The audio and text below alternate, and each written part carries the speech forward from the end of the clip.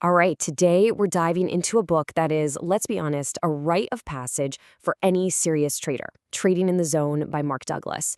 Now, this isn't about some fancy new indicator or a secret chart pattern. Nope.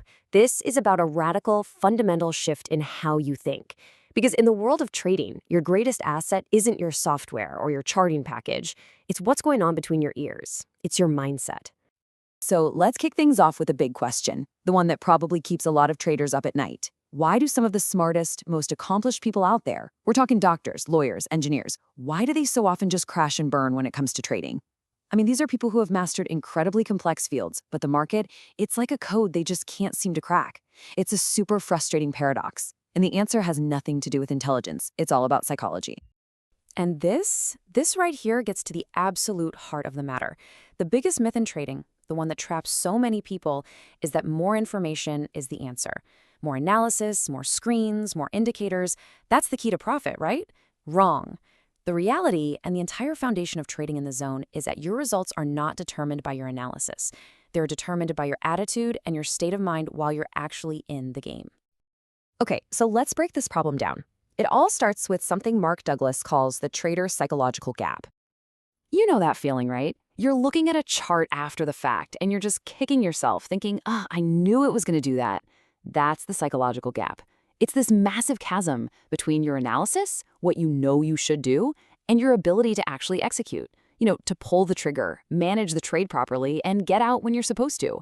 You've got the knowledge, but you just can't seem to turn it into consistent cash.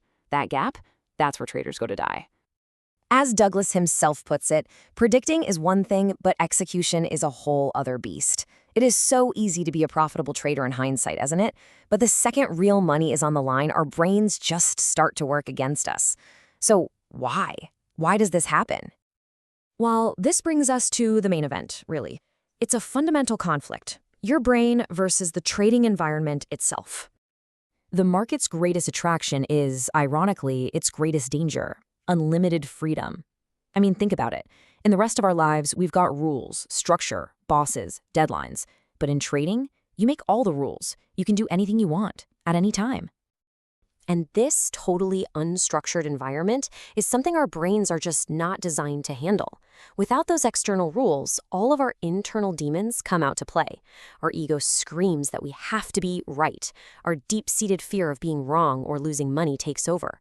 And our mind, which is brilliantly designed to help us avoid pain, starts to block or even distort the market information that's telling us our trade is a loser. And all of this leads straight to self-sabotage. Now here's the crucial point. No amount of market analysis, no fancy indicator, can override our brain's primal instinct to avoid pain. When a trade goes against us, our brain sees that as a threat. And it will do anything. It will rationalize, it will hope, it will completely ignore the facts to avoid the pain of taking that small loss. And what does that usually lead to? A much, much bigger one. So if our own brain is the enemy, how in the world do we fix it? We fix it by adopting a completely different mindset. It's time to stop thinking like a frantic gambler and start thinking like the house. It is time to start thinking like a casino. This comparison says it all. Over on the left, you've got the typical trader. They live and die by the outcome of every single trade. They're riding this insane emotional roller coaster of fear and euphoria. They need to be right.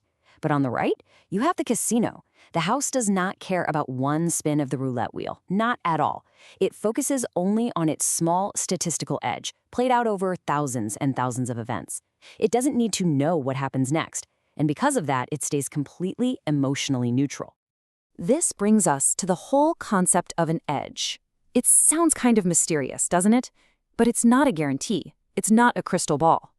An edge is simply a condition or a pattern that gives you a slightly higher probability of one thing happening over another. That's it. Nothing more, nothing less. Think about it like this. Your edge might mean you have a 55% chance of winning on any given trade. That's great. But it also means you have a 45% chance of losing. Your edge doesn't predict the outcome of the next trade. It just tilts the odds ever so slightly in your favor over a large series of trades. And that's the absolute key. Casinos make a fortune without having a clue what the outcome of the next hand of blackjack will be. They just trust their statistical edge and let the laws of probability do the work for them over and over and over again. This is the mindset of a professional trader. Okay, so how do we actually install this probabilistic mindset into our own brains? Well, Douglas breaks it down into 5 fundamental truths that you need to accept and integrate into your very core. Let's walk through these because they're huge. Number 1, anything can happen. Don't ever forget that. It only takes one other trader somewhere in the world to completely invalidate your perfect analysis. 2, you don't need to know what's next to make money. That is the casino mindset. 3, wins and losses are randomly distributed. This is the big one. You could lose 5, 6, 7 times in a row, and your edge could still be perfectly valid. 4, an edge is just a probability, not a promise. And 5, and this is so critical, every single moment in the market is unique. Just because a setup looks exactly like one from the past does not mean the outcome will be the same. Now, when you truly accept these truths, when you let them sink in, you arrive at a pretty profound conclusion about where your success actually comes from. This leads us to the final and most important question. If the market's behavior is essentially random, but you have a proven statistical edge, what is the one variable in that equation that you can actually control? Who is ultimately responsible for your results? The answer is simple, and it's absolute. You are. 100%. You are responsible for defining your edge. You're responsible for predefining your risk on every single trade. And you're responsible for executing your plan flawlessly over and over again, regardless of the outcome.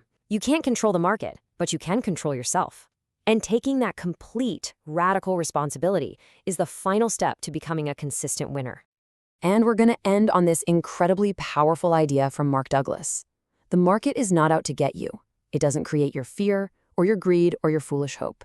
It's just a mirror. It simply reflects what is already inside of you back at you. If you see chaos and randomness and pain, it's reflecting your own internal state. But if you can cultivate discipline, patience, and a truly probabilistic mindset, it will reflect consistency and profit right back at you. So the real question is, what do you want to see in the mirror?